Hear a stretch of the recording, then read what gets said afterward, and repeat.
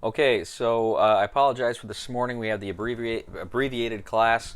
I'm going to go ahead and make this video, which is going to cover everything we discussed during the Zoom lecture today. But then I'm also going to go ahead and cover up through Watergate, which is what I wanted to, where I wanted to get to today, just so we're staying on track. So anyway, I'll make announcements about this in Canvas, but let's get started. So we left off. Nixon had just been elected president. We talked about, of course, the Apollo program, which happens in Apollo 1169.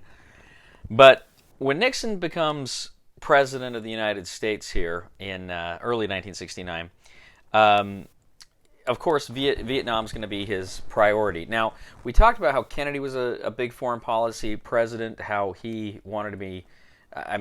He really saw those foreign questions as being paramount, whereas Johnson was primarily a domestic policy president. And Nixon, even more than Kennedy, was a foreign policy president. Nixon is the one that actually enunciates. He says, in the 20th century, the country could pretty much run itself. The country could pretty much run itself, but it is it's primarily in the realm of foreign policy, where the president of the United States should have his focus. So with that in mind, he has to deal with Vietnam, and he kind of has a two-part plan. The first thing is just bomb the crap out of Vietnam. Just bomb the crap out of Vietnam. And so the United States does this. In fact, we drop more ordnance on Vietnam than all the bombs from all the air forces in World War II combined. We just bomb the crap out of North Vietnam. And then also, too, we talked about kind of the Ho Chi Minh Trail, where supplies are coming through Cambodia and Laos, which were neutral countries, and he begins to bomb those countries as well. In fact, the bombing of Cambodia will actually result in the rise of the Khmer Rouge a little bit later. It'll destabilize the regime that was there, and we'll have the Khmer Rouge appear. If you don't know the Khmer Rouge, and this is not really germane to the course, but the Khmer Rouge was per capita the most deadly government in world history. I think something like I think the population of Cambodia was like 10 million, and when the Khmer Rouge is done, it's about 2 million people died. So, it's quite a ratio of death there. But anyway, I could go on and on about the Khmer Rouge, but I won't. So we bomb them, but then the second thing he does is he starts withdrawing troops. He starts bringing the troops home, and this is in line with a process. He realizes that what we've been doing in Vietnam just isn't working, right? If we send more troops, then the North Vietnamese will employ more troops, and the Viet Cong will employ more troops. If we use more weapons, they'll get more weapons from the Chinese, from the Soviets. If we use nuclear weapons, then there could be potentially a nuclear retaliatory strike from those superpowers as well. Well, so Nixon decides that this process of increasingly bombing North Vietnam as we're pulling troops out would also entail us giving more weapons, more money to the South Vietnamese, more training in order to help them fight the war. So the idea is, this is a policy that Nixon will call Vietnamization of the war, meaning increasingly we want the Vietnamese to fight this war. Well, Nixon was in effect his own Secretary of State. Now, he had a Secretary of State, and the Secretary of State really didn't do much. I think Nixon said, you can handle Central and South America all you want, knock yourself out.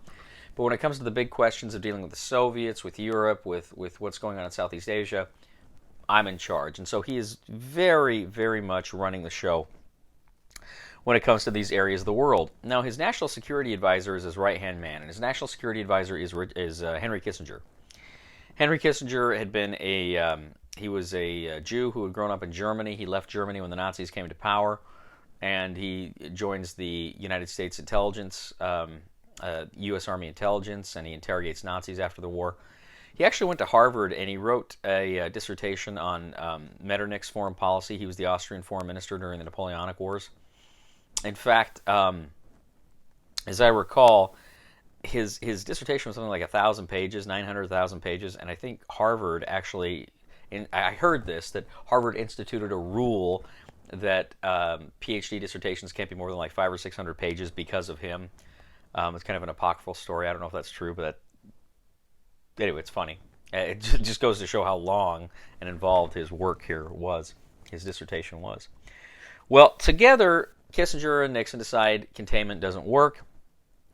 And so they try this new policy. Excuse me. They try this new policy here with China, and essentially how this works is the United States and China had no formal diplomatic relations. We did not have an embassy in Beijing. They did not have an embassy here. Now we recognized Taiwan, free China, but we did not recognize communist China. If we wanted to have any kind of interaction or communication at all, direct communication with the Chinese government, our ambassador in Warsaw, Poland would talk to their ambassador in Warsaw, Poland, and that was really the only communication we have. It's kind of this informal line of communication. And that's because there were many Americans who loved China, who'd been missionaries in China, who'd been businessmen in China. They loved the Chinese people, and they hated what the communists were doing, and they didn't want to legitimize the terror that this communist government was inflicting on the Chinese people by recognizing the government. Now, the Chinese communists, like communists everywhere, were incredibly brutal. Like communist regimes everywhere, incredibly brutal. You have in the late 50s the Long March, the Great Leap Forward, which was you had the Long March earlier. Then there was the Great Leap Forward in the 50s, which was trying to kind of industrialize. We talked about kind of industrialization of the Soviet Union. It's kind of something similar in China, and you just have famine. Many people are needlessly killed during that period. In the mid-1960s, you have the Cultural Revolution, where China just kind of eats itself alive. You have the absolute cream of society, college professors, who would be reported by their students for, having, teaching things that were maybe questionable as far as communists went, and they would be sent to concentration camps or shot. It's just a scary, scary time in China in the 50s and the 60s. And Mao kind of almost has this fetish for constant upheaval, pitting the Chinese against each other, so they're not coming after the government and after him. And this is very, very. So the people at home do not want to support this very brutal regime. People in the United States don't want to support this very brutal regime abroad. But nevertheless, there are some larger foreign policy questions that Nixon sees is going on here. Nixon believed that the Chinese could essentially the Americans could use the Chinese as a lever against the Soviet Union. He knows that there's been tension between the Soviets and the Chinese. And a lot of this has to do with Mao wanted to be kind of the sole interpreter of Marx, the ultimate interpreter of Marx, right? So it was kind of this, there was an ideological component here in that he wanted to be kind of the high priest of communism, to use a kind of a weird analogy there. He wanted to be the guy that said exactly what communism is and what it meant. The Russian communists thought that's insane. We've been doing this a lot longer than you have. Screw that. But more to the point, there was a real, despite the fact that communism had this international appeal, right? It doesn't matter what race you are, what country you come from, what language you speak. Communism is for everybody. It's going to lift everybody out of poverty and lead toward this socialist utopia that's where everybody's going to be free and equal and have plenty and from each according to their from each according to their ability, to each according to their needs. That was the theory of communism. The reality is nationalism always played heavily into communism. So if you have these kind of ethnic Russians, or closely tied to the ethnic Russians, they're kind of looking down their nose at the Chinese. And it's a racial thing, and it's a nationalist thing. And the Chinese are kind of doing the same thing toward the Soviets. So racism, nationalism still plays into this rivalry between the Soviets and the Chinese. I believe it was in the summer of 1969 we see fighting between the Chinese and the Soviets along the Ussuri River. Now the Ussuri River part of the border between the Soviet Union and China, and they're shooting at each other. There's a border war. To this day, we're still not entirely sure what's happened. What happened? We only know about it because our spy satellites saw what was going on. And so Nixon sees this, and he's thinking to himself, "Wait a second. If this international communist brotherhood is not as firm as we thought it was, maybe we can use that to our advantage." Now, at the same time, Mao in China is thinking, the enemy of my enemy is my friend. And he's thinking, as much as I don't like the Americans, I don't like the Soviets more. You always hate the heretic more than the unbeliever, right? And to the Chinese, the Soviets were the communist heretic. And to the Soviets, the Chinese were the communist heretic. So,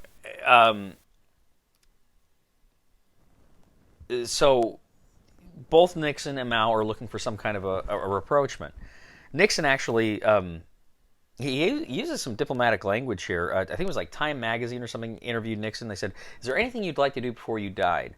And he thought about it in a second and goes, "I'd like to walk on the Great Wall of China before I die." And they had planted the question. They had told him to ask that question. And the reason he said this, "I'd like to walk on the Great Wall of China before I die," is he's sending a message to the Chinese saying, "Hey, if you invite me, I'll come." Now, he can't just come out and say that, because if they say no, he's got egg on his face. But he's kind of sending this subtle diplomatic message. If you invite me, I'll come. Well, there's a lot of negotiation behind the scenes. Kissinger actually goes to India on official business, but secretly goes into China to negotiate with the Chinese. And in early 1972, Nixon astounds the world when he goes to China.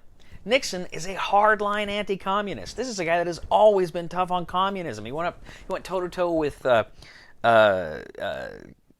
Khrushchev during the kitchen debates. He was the guy that went after Alger Hiss. No one for a second believes Richard Nixon is soft on communism, but he's willing to talk to the communists, something most people couldn't do. Lyndon Johnson couldn't do this. If Lyndon Johnson had gone and tried to normalize relations with China in any way, he would have been, because he was a Democrat, because he had kind of these social programs and under the Great Society, he would have been pilloried. I mean, they would have absolutely taken him to task, because they said, "Look, he's soft on communism. This guy's, maybe a closet communist himself." But no one can accuse Nixon of something like that. There's that great line in Star Trek VI, The Undiscovered Country, if you've seen it, where Spock says, "Only Nixon could go to China." There's an old Vulcan proverb, "Only Nixon could go to China." And anyway, that's kind of why this is one of the reasons why this is remarkable. But Nixon goes to China, and what this means is now we can have some kind of trade agreements with China, and critically, we can get, we're not formally recognizing China yet, but we are talking to them. We are talking about trade. We're talking about these things. And this is, as I say, a lever against the Soviet Union. And we can maybe put pressure on the Soviets, who in turn will put pressure on the North Vietnamese to end the Vietnam War. So this is all tied to Nixon's plan to end the Vietnam War. Now, Nixon had been trying to talk to the Soviets for a while. Nixon had actually been saying to the Soviets, "Hey, I want to talk to you. I want to have a meeting. Maybe we can limit arms, nuclear weapons, or talk about that." And the Soviets were always saying, "Okay, we'll get back to you." "Yeah, okay, we'll get back to you." Well, as soon as Nixon goes to China, like instantly, the Soviets call the State Department. "When can we talk? When can we meet with Nixon? We want to meet with him." Because they're scared, because they don't like the idea of their two enemies maybe ganging up on them, right? This ushers in a period of what Kissinger called triangular diplomacy, meaning from now on the Cold War is not just a two-way contest between the Soviets and the Americans, but it's kind of a three-way engagement between the Soviets, the Americans, and the Chinese. And in this odd way, for the remainder of the Cold War, you almost have this competition between the Soviets and the Chinese for American affection or attention. Even though they're ideological enemies, they kind of almost court the United States in a way, again, for trade and what have you.